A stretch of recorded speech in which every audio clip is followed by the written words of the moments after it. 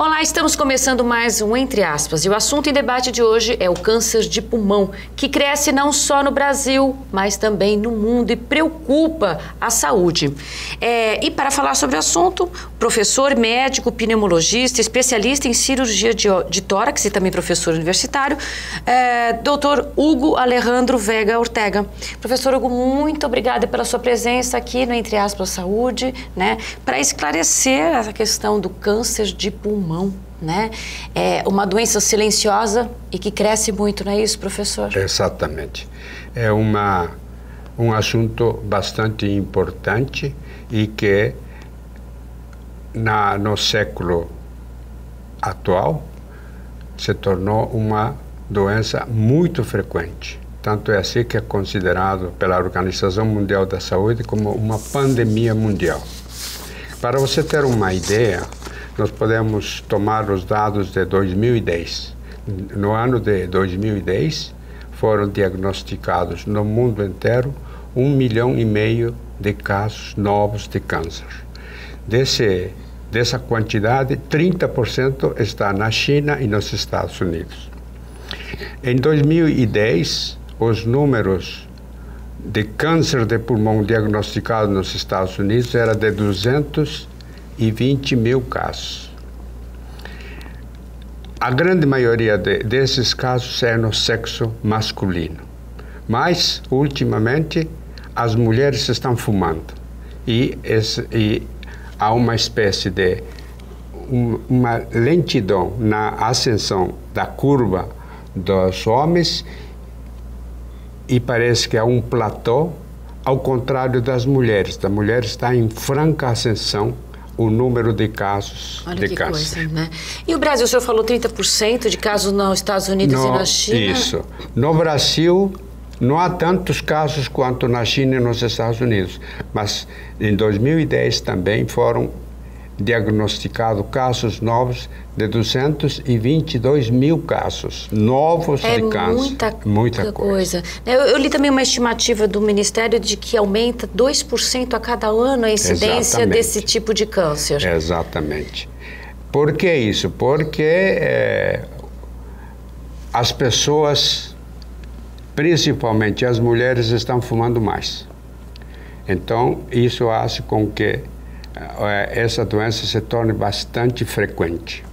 Nos Estados Unidos e na China tem uma explicação porque a incidência é maior nesses países? Eu tenho a ideia de que porque naqueles países se fuma muito mais do que aqui no Brasil. Olha só. Nos países desenvolvidos, a quantidade de fumantes é maior.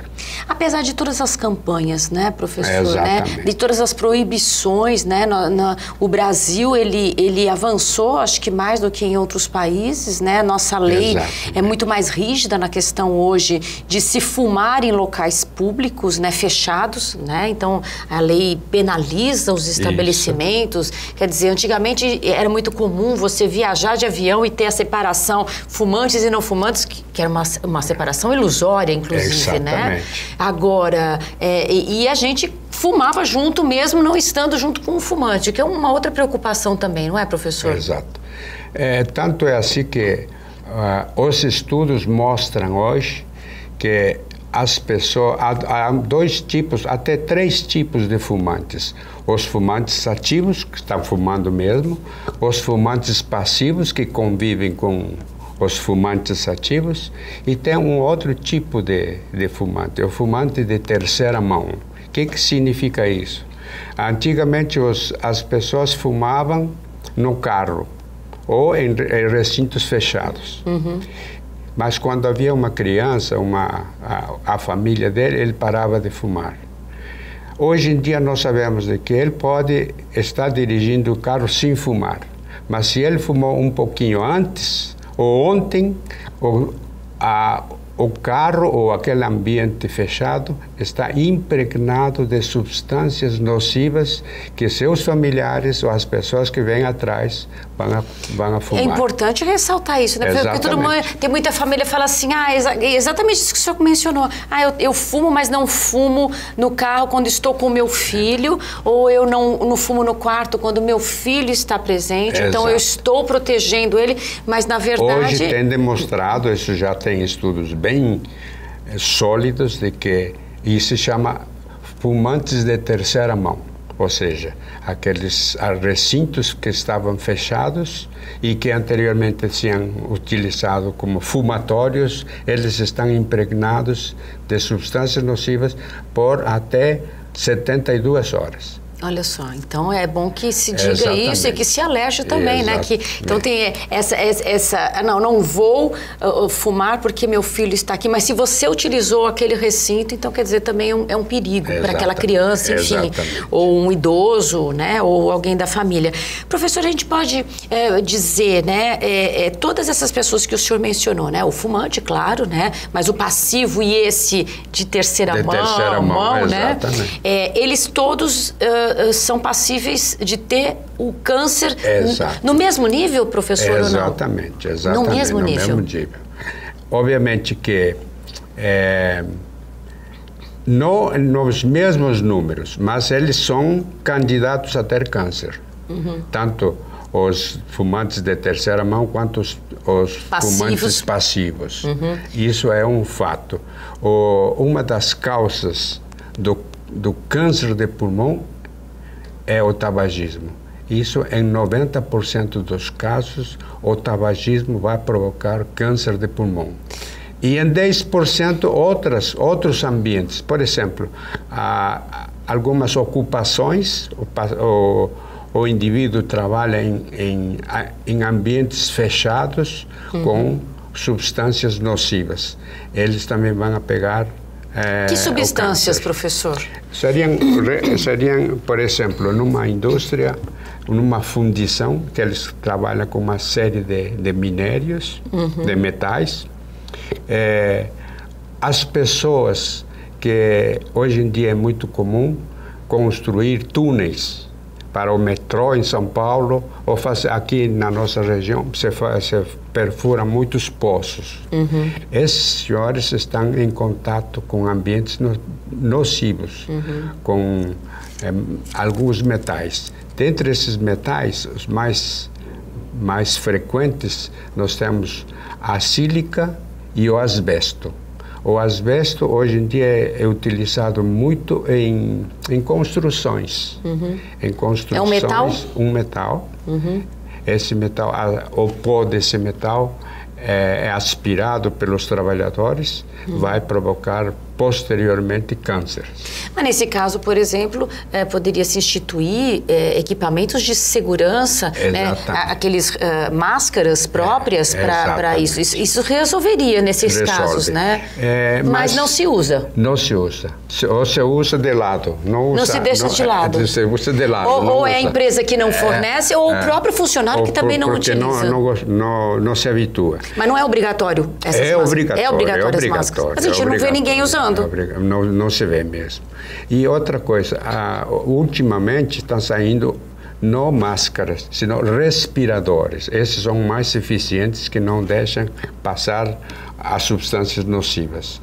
Então, seria ideal que todo indivíduo que trabalha em ambientes poluídos usasse um respirador, em vez de uma máscara. Agora, esses são os 10% que o senhor mencionou, isso, né? 10%. Mas nós temos lá os 90%, né? Que são as pessoas que fumam tabaco. Exatamente. E que têm a escolha, né? Então, quer dizer, as pessoas estão escolhendo, né? De desenvolver, talvez, né, o câncer. Exatamente.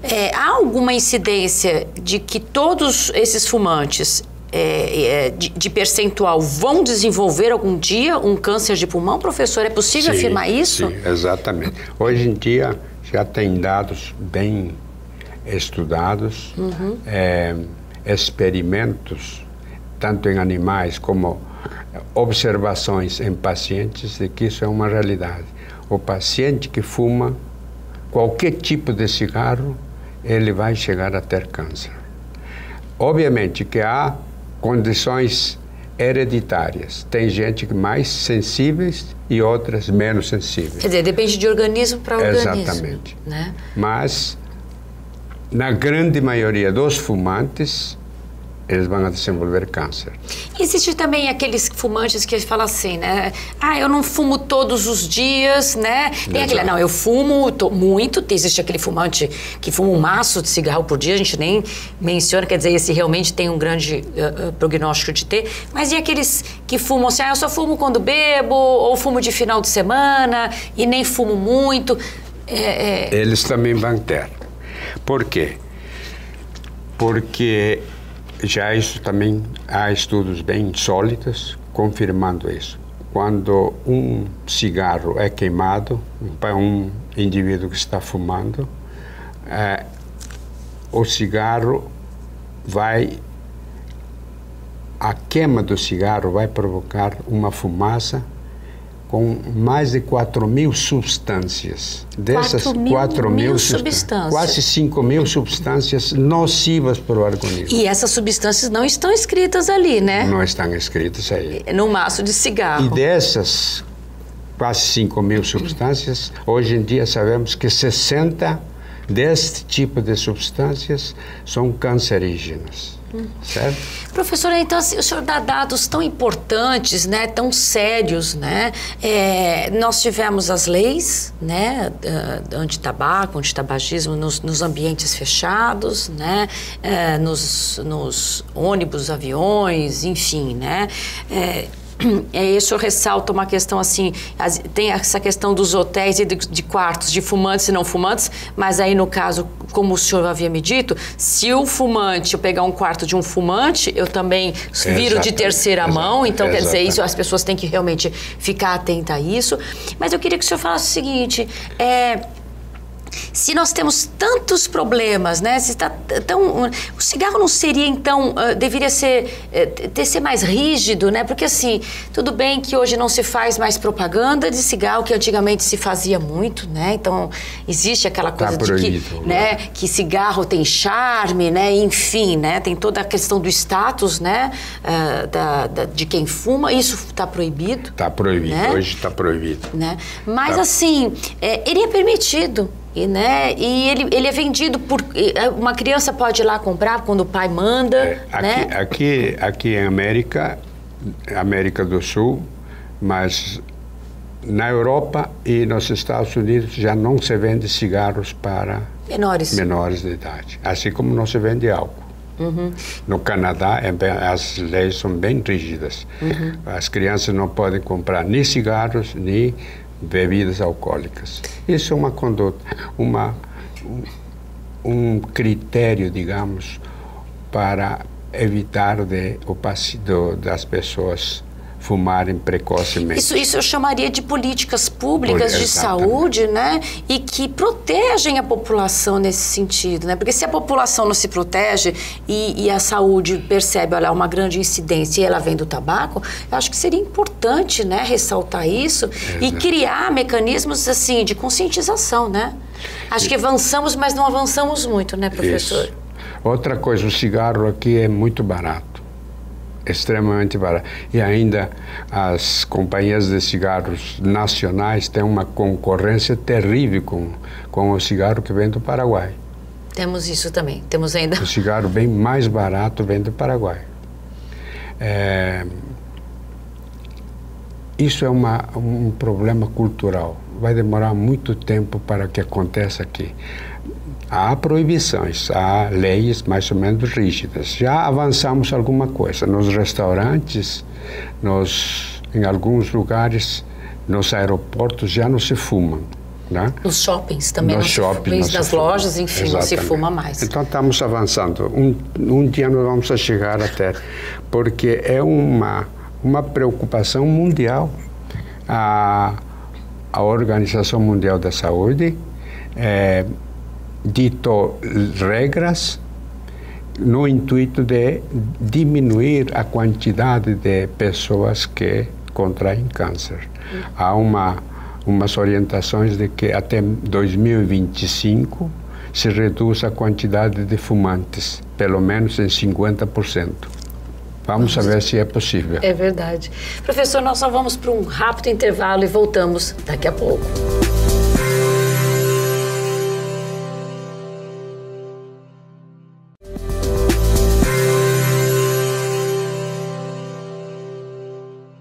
Voltamos com Entre Aspas e o assunto e debate de hoje é o câncer de pulmão.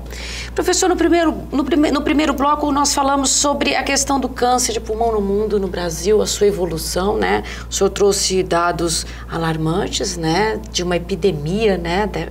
E que as políticas avançamos, mas ainda falta muito, né? O senhor foi até esperançoso, quem sabe, né? Mas ainda temos muito a percorrer, né?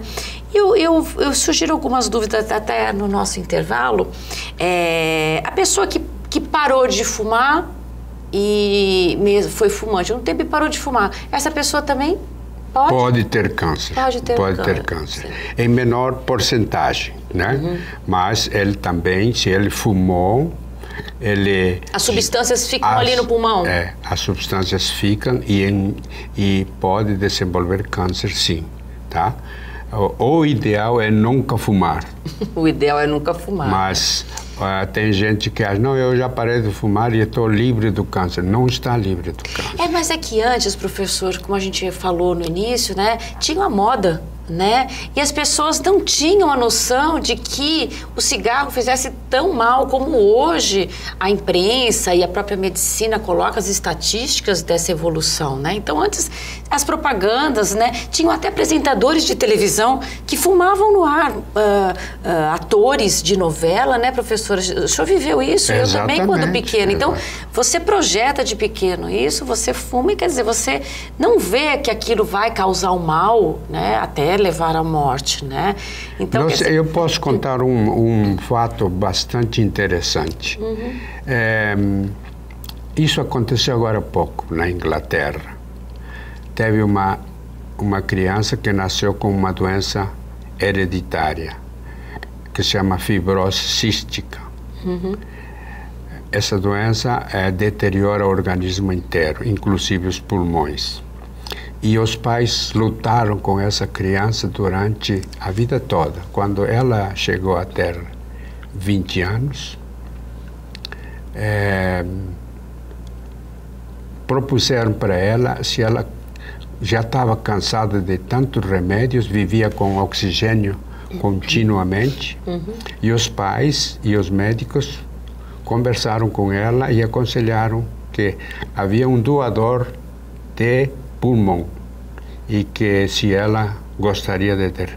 Obviamente que ela aceitou. Uhum. A moça aceitou e ela viveu mais ou menos 1 ano e 4 meses com o pulmão do doador. E infelizmente a moça morre depois de 1 ano e 4 meses por câncer de pulmão. O doador que doou o pulmão, que tinha parado de fumar há muito tempo, desenvolveu um câncer. E a coitada da moça que sofreu toda a sua juventude, morreu de câncer. Quer dizer, ela achou que o transplante, ele poderia ser, né, no caso dela, né, uma sobrevida, ter uma qualidade melhor de vida, melhor do que ela levava, né? Mas a questão do transplante... E hoje em dia, inclusive, já não se aceitam doadores de pulmão que tenham fumado, por causa desse fato. Então, na verdade, isso limita também, porque a gente tem aí no passado um público, vamos dizer, uma população grande de ex-fumantes, né?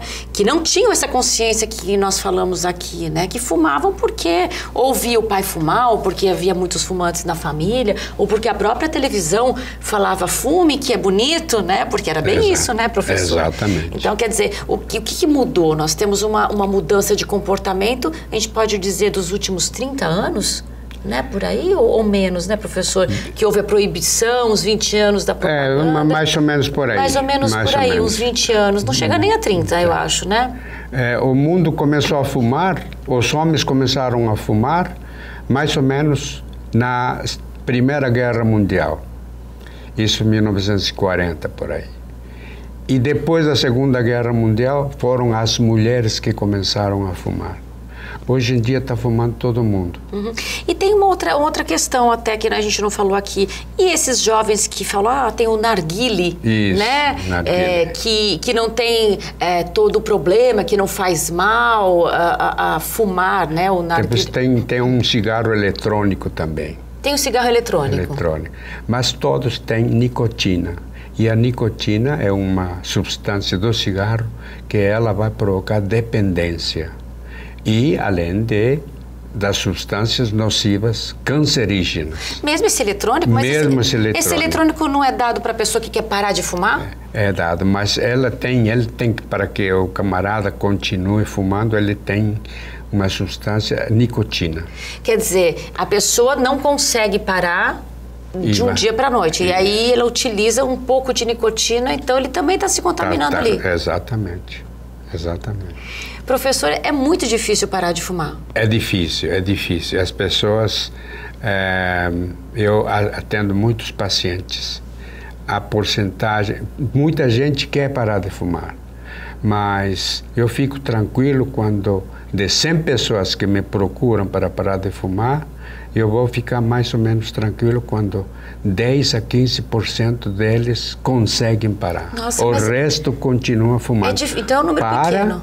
Para de fumar um mês e depois reinicia de novo. E esse é o poder da nicotina? Da nicotina, das substâncias nocivas que vão a provocar dependência. Que vão viciar. É uma dependência química? Química. Só química, professor? Química. Tanto é assim que... Psicológica? Psicológica, mas química, principalmente. Principalmente a nicotina desenvolve um mecanismo no sistema nervoso. Quando a nicotina desce a quantidade de concentração no sangue, ele estimula o cérebro para que a pessoa comece a fumar, para não deixar o nível de nicotina baixo. E essa nicotina que causa a tranquilidade é ansiolítica, exatamente. Isso? Então a pessoa está ansiosa, ela vai lá, acende um cigarro e ela se acalma. Exatamente isso, né? É isso mesmo. É isso, né, professor? E o problema é que essa doença, quando instalada, né, que é ocasionada até pelo tabaco que a gente falou aqui, 90% dos casos, fora os hereditários que o senhor mencionou, ou de locais, né, que utilizam ambientes, né, que o senhor mencionou aqui, é muito problemático o diagnóstico da doença, professor? O diagnóstico, você tocou uma coisa importante. Ninguém tem uma noção, pelo menos o povo não tem uma noção de como que se desenvolve o câncer. O câncer, ele é a transformação de uma célula boa em uma célula maligna. Esta célula maligna, que é ultramicroscópica, ele vai provocar um desenvolvimento. Uma célula neoplásica se transforma em 2, e 2 em 4. E assim é um aumento tangencial. Determinados cânceres têm um determinado tempo de duplicação. Por exemplo, vamos supor aí um dos tipos de câncer, adenocarcinoma. O adenocarcinoma, ele duplica seu tamanho em 183 dias. O que significa isso? Para que você entenda, eu vou fazer o seguinte. Quando esta pessoa que fumava ou por alguma outra substância transformou uma célula neoplásica... Nesse tipo de câncer? Essa pessoa vai aumentando o número de células. E quando ele aumenta seu volume, dobra seu volume, isso acontece em 183 dias. Pouco mais de um ano. Muito mais.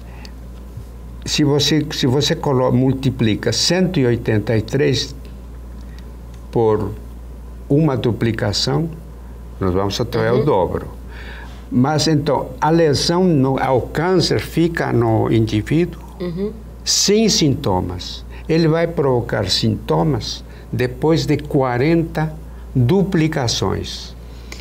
Entendi. Então, agora, e se nós multiplicarmos isso, são muitos anos para que ele sinta alguma coisa, é isso, professor? Isso. No primeiro, quando você descobre uma lesão no pulmão em forma de um nódulo, que pode ser um adenocarcinoma, significa que esse tumor aumentou seu volume 30 vezes e o paciente não sente nada. Mas o câncer tem essa característica, ele se desenvolve no pulmão e nós não temos sintomas. Só vamos a ter sintomas depois de 40 duplicações. Com 30 duplicações, nós podemos observar um nódulo. Entendi. E a pessoa está firme, não sente nada. Mas essas células neoplásicas não estão localizadas única e exclusivamente no pulmão. Estas células foram, por via linfática ou por via hematogênica, se disseminaram para o organismo. Por ser o pulmão um órgão vital, ele passou para outros órgãos. Exato. Mas também, como o paciente não tem sintomas por causa do nódulo do pulmão, não vai ter sintomas porque as células se estão desenvolvendo no cérebro, ou no osso, ou em outra parte do organismo. Só vamos a ter sintomas por causa do câncer quando surgiram 40 duplicações. Isso significa de que a pessoa tem mais ou menos 20 anos de câncer no corpo. Pode ser no pulmão, no cérebro, em outras partes. Depois de 40 duplicações, ou seja, depois de 20 anos, é que começam os sintomas. Que aí é que a gente chama de metástase, é isso, professor? Isso, as metástases são... em decorrência disso. Mas, olha, eu quero que você... Não sei se você está me entendendo. Nós estamos descobrindo o câncer no mundo inteiro tardiamente. Entendi. Tardiamente. Entendi. Quer dizer... Quando um paciente tem sintomas, o paciente já está com câncer 20 anos. E não está somente localizado no pulmão. Ele pode ter metástases na cabeça, em outros órgãos. Por isso que a doença é terrível, não tem cura. Nós não podemos falar ainda em cura de câncer. Talvez nesse século aconteça alguma coisa. Já há indícios, mas indícios muito ainda em experimentação. Mas já há indícios de que um dia nós vamos a curar o câncer com um comprimido.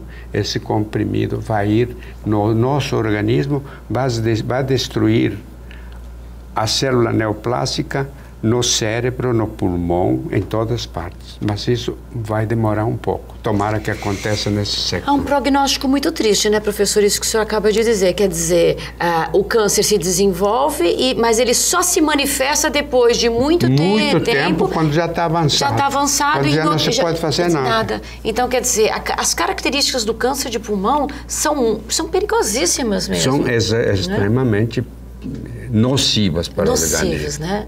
E letal, né? Porque exatamente. O que vamos fazer depois de um diagnóstico desse?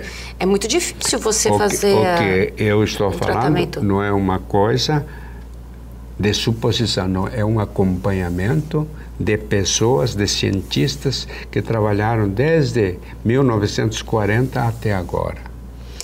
E é simples, né, isso, né? Parar de fumar, né, professor? Acho que começar por aí, né?